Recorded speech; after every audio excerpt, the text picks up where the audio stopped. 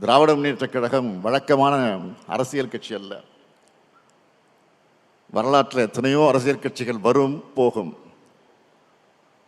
ஆனால் கொள்கைக்காக தோன்றி லட்சியத்துக்காக தியாகங்கள் செஞ்சு மக்களுடைய ஆதரவை பெற்ற அரசியல் இயக்கம்.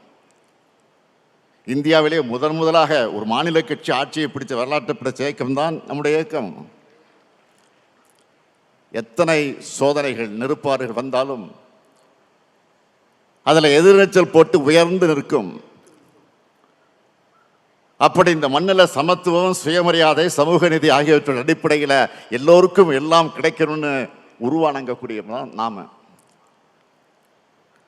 இனத்துக்காக உரிமை குரல் எழுப்புறவங்க நாம.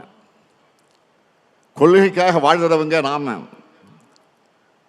கொள்கையை பரப்ப கட்சியும் கொள்கையை வென்றெடுக்க ஆட்சியும் தேவைன்னு உழைக்கிறவங்க நாம. தடமாறாத கொள்கை கூட்டம் நாம.